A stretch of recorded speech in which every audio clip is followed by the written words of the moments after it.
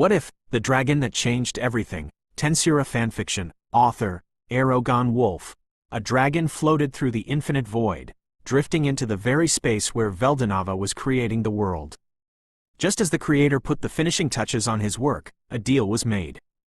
Seals were placed, and a new world awaited exploration. Eons later, a certain slime and his manas began to examine the void itself. Ciel discovered a mysterious door that Veldanava had sealed shut, viewing it as a challenge to overcome. However, unknown to her, the world beyond that door holds a power even stronger than her master. What chaos will be unleashed when the gate is finally opened? Chapter 26. How many is one? After Rimuru and Kaido worked out a sale for the potion, they went without Gobta to the smiths that Kaido recommended. And the reason for not having Gobta along? Simple. He was asleep again. After getting to the smith's shop, Rimuru finds out that it is Kaido's brother Kaijin. And everyone knows how this song and dance goes. They go to the elf bar known as Butterflies of the Night, and they have drinks. A red-haired burly man was already drinking there. Damn, he looks strong but not many magicules, not compared to those three. Rimuru remembers the massive auras of the three girls vanishing after they left. Hey, who is that? Said Rimuru, looking at Kaijin. As Kaijin looked at the bar, oh, that's Alex. He helps with military training for the nation. Kaijin waved Alex over. Hey Alex, have a drink with us. Alex looks over and starts walking over to them. Ha ha ha, chuckled Alex. I thought you were drowning in that work that Vesta put on everyone, but here you are. Well, this slime helped us, said Kaijin, then explained what the slime did. Oh, said Alex, then you're drinking to celebrate. Ha ha ha, serves you right for aiding and foiling Vesta's plans to degrade the smiths. Oh, so you knew? Asked Rimuru. Yeah, it was obvious, said Alex, even the king knows about it. So even if you failed, Vesta was the one that would get in trouble for it. Kaijin chuckled at the news. Oh, I almost forgot. You haven't asked Rimuru your famous question. Famous, said Rimuru. Oh, that question, said Alex, drinking some more ale. Okay, here is the question. How many is one? Wait, that's it, said Rimuru. Yep, said Kaijin. He asks every newcomer the same question, but he always gets the same answer. I don't know why he always asks the question. True, they always answer with one, but I want to see if someone can think the same way as I mean, the king answered differently, said Alex, drinking more ale. How many is one? Wait, didn't a famous king have that same question? If I remember correctly, the answer is, I think one can be a great many, said Rimuru without thinking, which caused everyone to be slightly stunned. Alex smiled. Oh, said Alex, can you explain why? Well, I just remembered something about how one person can be viewed as one, but on a grander scale, it could mean one's nation, people, or country, said Rimuru sheepishly, which caused Alex to burst out laughing boisterously. You are correct about that, said Alex. A person who can think like that can always see glory beyond the horizon. By the way, the name Alex is just my nickname. Oh, then what is your full name? Said Rimuru. Wait, that quote. I think I heard it from a manga and a small historical figure used to say it. No, how could that person be alive? My full name is Alexander the Great, or Iskander, but everyone else calls me Alex, said Iskander, laughing up a storm. What? Said Rimuru. What? How is a person like this here? Is he someone from my world? Wait, the person from my history was supposedly short, but this guy is a little over 7 feet tall. As Iskander was drinking his ale, hey great sage, analyze him for me. Greater than notice. Analysis can be done, but the individual Iskander will detect it. Use this skill? Why, yes, thought Rimuru. I don't think he would attack me with Kaijin and the other dwarves here. Greater than acknowledged. Beginning analysis. Analysis complete with resistance from individual named Iskander. Result. With his aura concealed, he is 3 times stronger than you, and all of his abilities couldn't be analyzed. Holy crap, thought Rimuru. I have never met someone that can resist Great Sage. Hey slime, said Iskander through thought communication, which surprised Rimuru. It is common for people to assess other people, but be more careful in doing it. Iskander continued talking to Kaijin as some of the elves came over for some merriment. Right, answered Rimuru as communication was cut off. One of the elves showed off their fortune-telling ability and showed Shizu and the kids just as Minister Vesta showed up. My, said Vesta, Should you be wasting your time with the deadline fast approaching? Which caused Iskander to chuckle under his breath. I turned them in earlier, said Kaijin as Vesta approached the group. You know what will happen if you don't finish them, said Vesta, finally understanding what Kaijin just said. Wait, you're already done? Yes, do you want to see the invoice? Said Kaijin. No, getting your job done in a timely manner is expected, said Vesta, looking at Rimuru. I'm more concerned about this monster here, looking at the bar owner. Why are you allowing such a monster in your establishment? Well, it is just a slime, said the bar owner, getting a tankard of fruit wine and giving it to Vesta. Here, on the house. This is what you should do with a monster, said Vesta, pouring the tankard on Rimuru. Well, that's rude, but he is a minister so I don't want to make a scene here, thought Rimuru. Suddenly, Vesta went flying across the bar. WHAAT. Hey Vesta, said Iskander, as he was the one who threw the punch. That is a waste of good wine, and I don't tolerate the throwing of ale or wine in my presence. You brute, said Vesta as Iskander walked towards him. Do you know what you just did? Do you think I care? Said Iskander, cracking his knuckles. Now, do you want more? Which caused Vesta to run out of the bar. Do you think that was a good idea? Asked Rimuru. Said Iskander, it's not the first time I hit an official, so let's just enjoy our drinks till the guards arrive. He picked up his drink and chugged it down. Owner, another round, ha ha ha ha. The elves sighed. Let me guess, said Rimuru, he has done this before. Kaijin and the other dwarves just nodded. Most likely we will get caught in it, said Kaijin. So what if we come to your village for those artisans you need? With you agreeing, I don't have to settle, said Rimuru.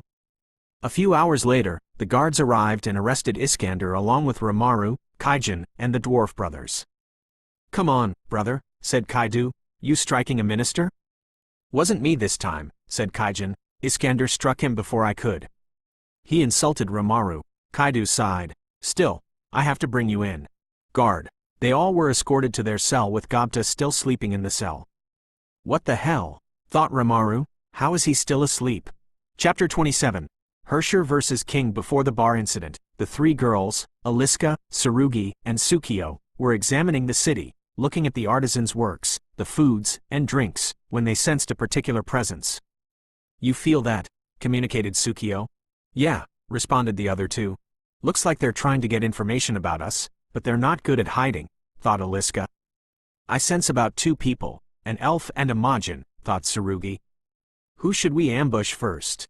As Tsukio put her finger on her chin to ponder, why not both? They seem weak. The other two nodded and dashed off in different directions, hiding their aura. Tsukio started to activate her ultimate skill at the lowest power level, to not kill people, just cause wine to spoil and meats and fruits to spoil earlier, as an elf suddenly appeared behind her with a dagger aimed at her spine.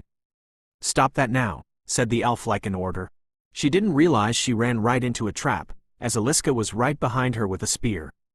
You should realize you're the one in trouble, said Tsukio, looking behind her and looking down. The elf also looked down and saw two barrels of some sort of firearm through a portal aimed at her stomach. And you should have realized that with this commotion with all three of us in the middle of the street, the guards should have been alerted? The elf went wide-eyed and looked around more intently and saw time moving very slowly. How did you? Said the elf, now noticing Aliska. Both of us can stop time for a moment each, and you got caught by it, said Tsukio. And we just wanted to talk. She stopped using her skill, finality, the end of all. That's all. The elf nodded, and Aliska's spear and Tsukio's firearm vanished as time returned to normal. All three went to a food stall selling some chicken skewers. Aliska bought 6 skewers as they sat on a bench nearby. She gave Tsukio one and the elf one. Here, and we don't know your name. Tsukio accepted the skewer. It's Anrietta, said the elf, accepting the skewer. Are you going to eat all of them? Wait, why did I say that? Aliska sighed. You're fine. She sat down on the bench. You said that while under the effects of my skill, truth. Everyone in an area around me can't lie and speaks on impulse. And no, 2 of them are for Tsukio. She gestured to her hands. As Anrietta looked at Tsukio munching on the chicken, the plate she was holding started rotting.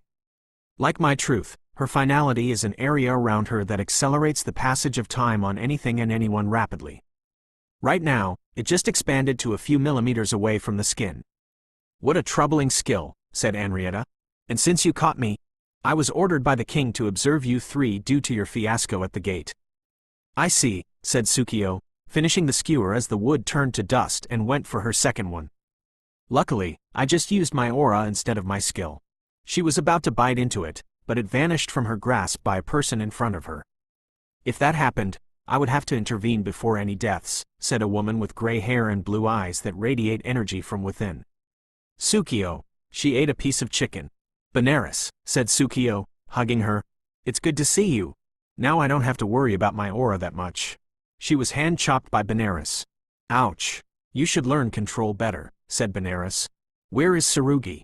Dealing with a Majin that was watching us, said Aliska. Wait, a Majin that even I didn't detect, thought Henrietta. They must be strong. Somewhere in an alley in Dwargon, a small and youthful girl with magenta hair tied into short twin tails was pinned to a wall. She wore a harlequin outfit and a mask with a teardrop motif and 2 red horns.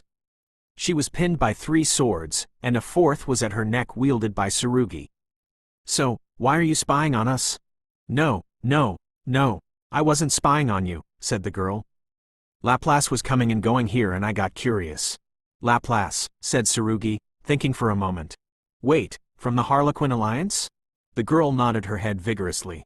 Yeah, then I saw you 3 and thought you were interesting. That's all.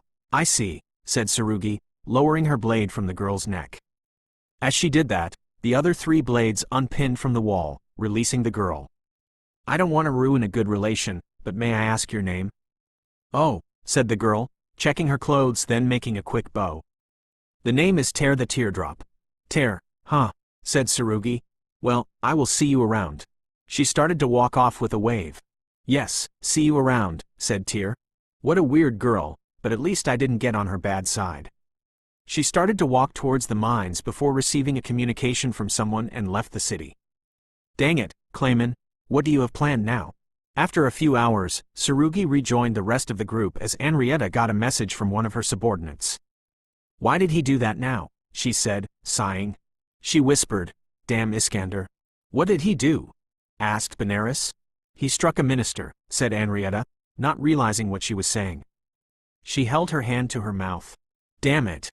I hate that ability of yours, Aliska. And the king wants to meet you as well. Sorry, I'll lower the effective area, said Aliska, as Truth's area was reduced more to about 1 millimeter from her skin. And we have no issue meeting the king. The others nodded as they were escorted to the palace. They arrived at the palace and, after Henrietta talked to some of the guards, they were escorted to a simple meeting room. Please wait here, she said, as Aliska, Tsurugi, Tsukio, and Benares were left in the room. So what now? Asked Benares. Well, we're with the king of this nation, so all we can do is see what he wants, said Tsukio cheerfully. True, said Aliska, but if they bring force? We deal with it as we always have, said Tsurugi. Benares smiled. Of course. They had to wait a few hours, but during that time Aliska fell asleep. The doors opened as a dwarf-like human entered, tough-looking body, with the height of a human, covered in an armor of muscle that hides surging energy beneath. His skin is tan-brown as characteristic of his race, and his jet-black hair is slicked back all the way. He was followed by his guards. As they entered, Tsurugi, Tsukio, and Benares stood up and made a polite bow. Sorry for our friend, she doesn't have the best of constitutions for patience, said Tsukio. That's fine, said the man, but if memory serves, there were only 3 in the incident from the gate. I'm also a part of their party. I came into town a few days earlier, said Benares. I see, said the man, sitting down opposite them. Forgive my late introduction. My name is Gazel Dwargo, king of the kingdom of Dwargon. And I am Tsurugi. This is Tsukio, Benares, and the one sleeping is Aliska, said Tsurugi. Each person bowed except Aliska, because she was asleep. Thanks for your names, said Gazel. Now to the point. Why are you here and what? He sensed a huge presence coming from the girl named Aliska as she slowly opened her eyes to show rainbow-colored eyes, looking at him as if she were looking at his soul. What is your decision on Iskander's punishment? Said a voice that was not Aliska's. Master, be careful. That is the 2nd time in a week you possessed her. She may not be able to handle it, said Benares. Aliska looked at her. This won't take long. Right, said Benares, flinching. Gazel watched the entire thing. Whoever is in that body has enough power to rival or double the power of the storm dragon Veldora and that slime that is in custody. I plan to exile him since he is not one of my subjects, said Gazel. I would suggest doing the same with the others, said Aliska, as the power quickly left her and she fell back asleep. Gazel started laughing. So your master gives a suggestion as if to be kind and not force my hand. He looked at Tsukio. So what will your group do now? Wait for a few days, then move on, said Tsukio. We're not under orders to stay or go, we are just exploring the world. I see, said Gazel. Well, enjoy your stay here in Dwargon. The girls nodded and left as Benares picked up Aliska and followed behind them. After a few hours, one of the soldiers returned. They left the palace and are resting at a local inn, he said. Good, said Gazel. Henrietta. Yes, my lord. I want you to monitor that slime from the trial tomorrow, he said. And I want one of your subordinates to monitor those 4 from earlier. 3 of them are at least at Demon Lord level, and the one known as Benares is mostly a Dragon Lord, but I can't tell what type. Then shouldn't I be monitoring them? Said Henrietta. No, they don't seem to care about being monitored, said Gazel. But we should be concerned with that slime. He has the same power as Veldora, and he has the power to make a full potion with better quality than ours. This shocked Henrietta, but she returned to her usual self. I see. I shall do as you command, said Henrietta, bowing then vanishing. Gazel sighed. I can't believe that tomorrow I'm losing 2 good subordinates. I understand Kaijin, but who is the other one? Said the Royal Guard member. Vesta, said Gazel. He started this entire problem. So I will have to release him from my service. I see. If that is how it has to be, said the man. The trial went as expected. The lawyer was bought out, saying that Iskander's actions were pushed on by Kaijin's persuasion. They were going to be put in the mines with forced labor, but Gazel decided to exile them, including Iskander, Kaijin, Garm, Murd, Dord, and Ramaru. Iskander left the group to go somewhere else as a girl with black hair entered Dwargon holding a katana.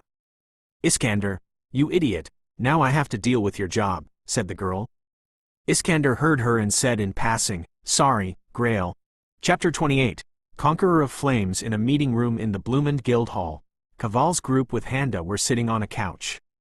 Opposite them was the guild leader, Fuse, a short middle-aged man with short black hair and white on the sides. He has sharp eyes, a thin stubble beard, and a long scar on his left side that covered one of his eyes, making his face look vigilant. Behind him was a girl looking out the window with black hair and a katana on her hip. So you mean to tell me the only thing you found out was that the cave was completely empty besides this dragon-human wraith that vanished as you 3 were waking up from Handa screaming? Said Fuse. Yes, said Aaron. I did catch a glimpse of the wraith, but it was fading very quickly. It did look human with some horns. Very well, said Fuse. I'll give you 3 days, and then I want you to investigate the rest of the forest. What? Said Aaron, as they were dismissed and left the meeting room. As Kaval's group with Handa left and the door closed behind them, the girl couldn't help but laugh. What is so funny, Shayna? Said Fuse, glancing at her. 2 things, said Shayna, looking at him. 1, Handa acted like she didn't know me when I can tell she has awakened. And 2nd, how that party always complains but still does the job to the best of their ability. Well, they know what they're doing, said Fuse. Are you going to join them for this? No, said Shayna, as she glanced out the window and saw Shizu and Aaron close to each other. On second thought, I might. Oh, what changed your mind? Said Fuse. An old acquaintance has joined in, said Shayna. Oh, and don't forget. You were never here, said Fuse, waving his hand as he left the room. Good boy, said Shayna as she left the guild hall. 3 days later, as Kaval's party was about to leave the city, Shayna was at the entrance waiting for them. Hey there, youngsters, got room for one more, said Shayna, currently in her adult form. We have plenty of people with us, said Kaval, pointing to his party with Shizu there as well. We don't need a rookie adventurer tagging along. Oh, I'm no rookie, said Shayna, looking at him. I've just been out of the game for a while. What's the problem, Kaval? Said Aaron.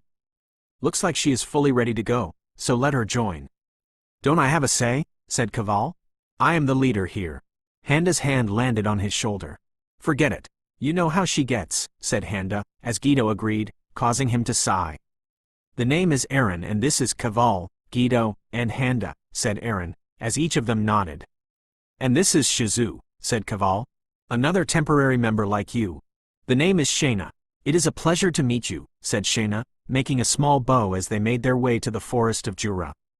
They decided to camp first outside at the border of the forest, with Shayna and Shizu on first watch while the rest slept. So, said Shayna, how is my former pupil? She looked at Shizu. I thought it was you, said Shizu, but you seem younger than the last time I saw you. Well, I am a Majin, said Shayna triumphantly. So I had to let myself age while with you, and as the former guild leader I had to keep up appearances. This is my true form. I see, said Shizu, but why did you join us? I'm just here temporarily to find Leon for those kids and how I lived for so long. I see, and since I can tell you're losing control of him, said Shayna. You should have let us teach you better techniques to help you, said Alistair through Shayna's pendant. No, I have been fine with the mask, said Shizu. It's just age catching up with me. Oh, said Shayna, saddened. I see. Why are you so sad about it? It's natural, said Shizu. Well, when you've lived as long as I have, you forget the fragility of human life, said Shayna. I've been meaning to ask you, said Shizu. How old are you? Now Shizu, said Shayna, giving a small smile while tilting her head. You of all people should know not to ask that question. Sorry about ask, said Shizu. Over 3,000 years, said Shayna, looking up to the sky. Holy hell, that would put you at the same time as, said Shizu. As Guy's arrival in this world, said Shayna. He's better known as the primordial demon Rouge, Guy Crimson. But now I understand why you made the Hunters Association that became the Free Union, said Shizu. You love people. Shayna just smiled. Get some rest, kid, said Shayna, rubbing Shizu's hair as she fell asleep. Handa walked out of the tent. So, how long have you been listening? Since you said your age, said Handa, coming to the campfire. So what do you want to know, said Shayna. Where is Erogon, said Handa. So I can punch him. Well, depends on which one you want to punch, said Shayna. His real self or his double? Wait, he has two forms? I thought he only had one, said Handa. That shadow wraith form? What you saw was just a mere fragment of his faded power on the surface of this world, said Shayna. What I saw was a fragment, said Handa. So I never saw the real one. Not exactly, said Shayna. The fragments hold a small wolf from Erogon. His main body is deep underground under Falmouth's capital. So I can't reach him there, said Handa. And the other one? Within the ice continent, in Demon Lord Guy Crimson's palace, said Shayna. Handa had a face of dread. So right now I can't hit him, said Handa pouting.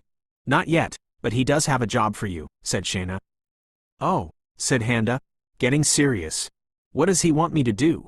To use your reverse technique for your spear to help him save a person, said Shayna, stroking Shizu's hair as she slept. That is a tall order, said Handa. But I can do it. So who is the target? Shayna looked down. This girl right here, but wait till later, said Shayna. Wait till she is at death's door. You will know. Shayna's eye color flickered for a mere moment to Eragon's. Judge, said Handa, then realized what she said. Crap, that old habit. Shayna giggled. Within Eragon's cavern, he couldn't help but laugh as he was listening in on them, while Shinsha watched through an observation orb. What's so funny? Asked Shinsha. Oh, you didn't hear her, said Erogon. In Handa's part of the world, the normal response to a request or order is either judge or Tess. So when she accepted the request, she responded as such. But since this is not our world anymore, only people from our old world would understand that. Okay, so why did she act like that was a mistake, said Shinsha. Because of something I didn't foresee, said Erogon. Her life here and her old life's memories have mixed together. So the old habit was from her old memories, said Shinsha, and Erogon nodded. In the morning, Kaval tried to wake up Shayna but got kicked out of the tent. Damn it, Shayna. We have to get moving, he said. 5 more minutes, said Shayna, still sleeping. I'll deal with it, Kaval, said Shizu. She has a really hard time getting up in the morning. Wait, you know her? Said Aaron. Somewhat. I actually trained under her for a few years, said Shizu as she started to take down the tent. Why are you breaking down the tent? Asked Handa. Simple, said Shizu as she pulled the tent from over Shayna as the sun's rays hit Shayna's face. The sun helps. Shizu, you ass, said Shayna, already dressed under the blanket. I wanted to sleep more. Too bad. we have an investigation to do, said Caval. Arrogant much, whispered Shayna as she stood up, packed up her bedroll, and entered the forest of Jura with the rest of the group. A few weeks into the investigation, Caval decided to poke a giant ant's nest with his sword and they were currently running away. Caval, you bloody idiot, said Handa. There are at least 20 ants still chasing us. If we die, I'm coming back to haunt you, said Aaron, running. That's going to be hard, said Caval, because I'm going to die with you. Shayna and Shizu stopped running and drew their swords. Shayna's hair and eyes changed color. Her hair turned red as embers started to fall from it, and her eyes turned a crimson color as well, as they charged at the ants. Shizu, Shayna, said Aaron, as Handa also charged right behind them with frightening speed. Handa? Handa ran past the other ants, and her normal spear pierced the last ant. The shaft shattered as the spear tip shot through the ant. Shit, too strong. She pulled out her iconic spear from her waist holster. Shayna, I'm going to use that technique. Roger, responded Shayna, keeping all but 5 in a fire barrier away from the group and the 5 Shizu was dealing with. Handa pointed the side of the spear so the remaining 14 ants were reflected on the spear. Bind and severe, slicing dragonfly. 4 shrine gates appeared around the spear as a light flashed from it. The ants suddenly died and collapsed. Shizu dealt with 3 of the 5 ants with ease as Shayna killed one of the ants. The last one, which was burnt by Shizu, got back up and nearly attacked Shizu. Shizu, watch out, yelled Aaron. Shizu suddenly fell to her knees. Shayna was about to charge in but suddenly backed off as black lightning struck the remaining ant, vaporizing it.